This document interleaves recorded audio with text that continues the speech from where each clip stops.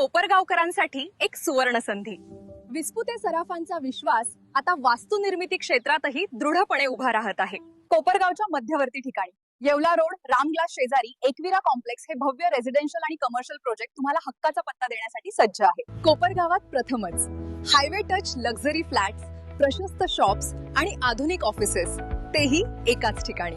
अधिक माहितीसाठी संपर्क करा 8208500041 आणि 9822551153. धन्यवाद. नमस्कार सर्व पत्रकार बंधूंचे खूप खूप आभार. काल परवा आपले विरोधी उमेदवार माननीय काकासाहेब कोयटे यांचे चिरंजीव संदीपजी कोयटे यांनी भाषण करीत असताना या कोपरगाव तालुक्याचे दैवत म्हणाल मी स्वर्गीय शंकररावजी काळे साहेब असतील, स्वर्गीय शंकररावजी कोल्हे साहेब असतील, यांच्याबद्दल भाषणामध्ये एक वक्तव्य केलं की ह्या लोकांवर सुद्धा केसेस आहे, यांच्यावरही केसेस होत्यात. हे होत्या. मी आपल्या माध्यमातून प्रथमतः संदीपजींना त्या शब्दाबद्दल माफी मागायला लावतो की आपण हे तालुक्याचे दोन नेते आहात. कधी काळी आपले वडील सुद्धा यांचे कार्यकर्ते होते आणि आज आपण दोघांपैकी एकाच्या आधिपत्याखाली ही निवडणूक लढवतात. तर मी त्यांना सांगू इच्छितो की हा या दोन्ही नेत्यांचा, तर ते काळे साहेब असतील किंवा कोल्हे साहेब असतील, हे आमच्यासाठी आदरणीयच आहे. तर ह्या दोन्ही नेत्यांचा त्यांनी त्या ठिकाणी अपमान केलेला आहे. काळे साहेब कोल्हे साहेब यांच्यावर निश्चित केसेस असतील, पण आज माझ्या 52 वर्षाच्या काळामध्ये मी बघितलं की ह्या लोकांनी, मग काळे साहेब असतील कोल्हे साहेब असतील, यांनी फक्त पाण्यासाठी या ठिकाणी लढा उभारला. मग पाणी असेल, रस्त्यासाठी असेल, की लोकहिताची जी कार्य होती किंवा जी आंदोलनं होती त्याच्यासाठी त्यांनी निश्चित लढा उभारला आणि लोकहितासाठी त्यांच्यावर त्या ठिकाणी केसेस दाखल झाले. तर मी माननीय संदीपजी कोयटेंना सांगू इच्छितो की त्या केसेस त्यांच्यावर कुणाला फसवण्याच्या नव्हत्या किंवा काही नव्हत्या.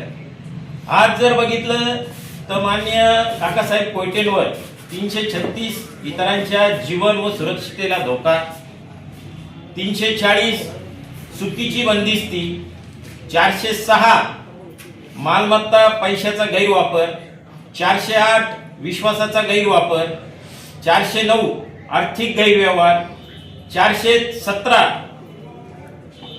ठगवणे, 418 जाणीवपूर्वक फसविणे, 420 फसवणूक, 467 मौल्यवान सुरक्षा मृत्यूपत्र किंवा इतर कोणत्याही आर्थिक अधिकारासंबंधी दस्तावेज बनावट करणे यासारख्या गंभीर गुन्ह्यांची नोंद ही माननीय समोरचे उमेदवार आमचे काकासाहेब कोयटे यांच्यावर आहे.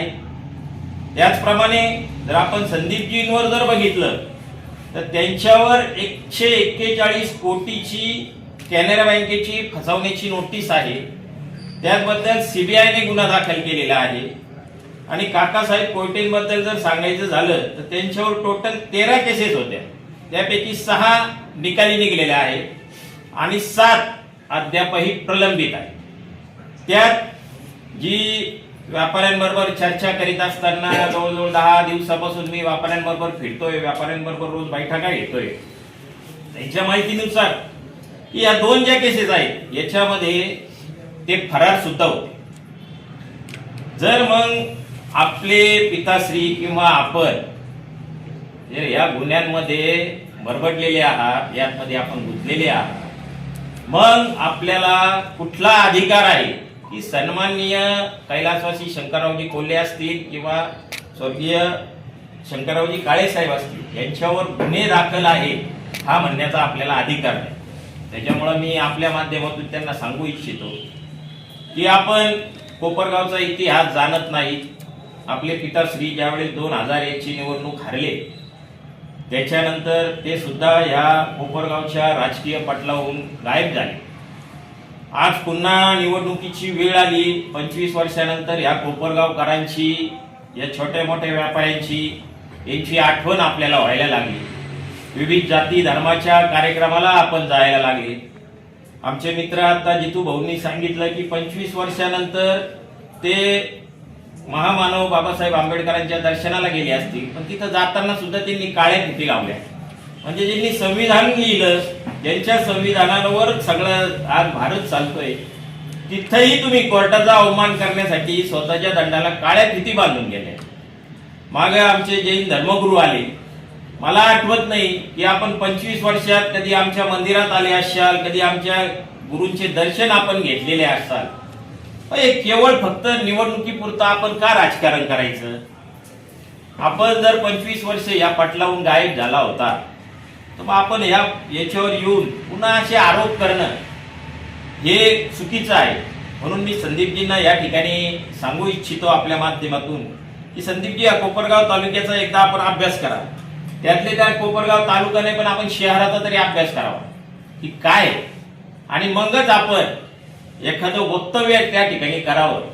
आपल्या वक्तव्यामुळं त्या ठिकाणी जे कोल्हे साहेबांवर, काळे साहेबांवर प्रेम करणारे जे सगळे आहेत, त्यांनी आम्हाला संपर्क केला, बऱ्याचशा माहितीही त्यांनी आम्हाला दिल्या, आणि कुठंतरी सगळ्यांचं मन त्यामुळं दुखावलेलं आहे. म्हणून मी आपल्या माध्यमातून त्यांना आव्हान करू इच्छितो की आपण त्याबद्दल तुम्ही माफी मागा.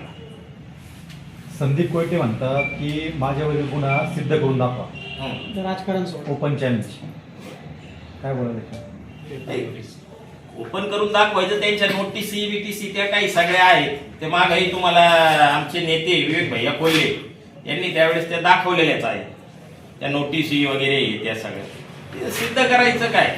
सिद्ध तर सगळे जनताच सांगू राहिली काय आहे काय नाही. आणखी बरेचसे कागदपत्र जनतेने आमच्याकडे आणून दिलेली आहे. वेळोवेळी आपण पुढच्या पत्रकार परिषदेला सुद्धा त्याचा सगळा खुलासा आम्ही तुम्हाला करतच राहू. चविष्ट मिठाई मिळण्याचं उत्तम व दर्जेदार ठिकाण राजस्थान स्वीट्स. दीपावलीचा सण द्विगुणित करा राजस्थान स्वीट येथील मिठाई व दिवाळीच्या फराळाने.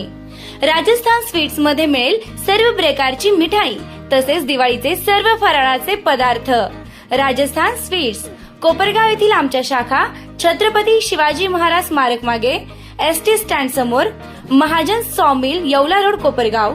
गोदावरी कॉम्प्लेक्स, गाळा नंबर 1, संजीवनी.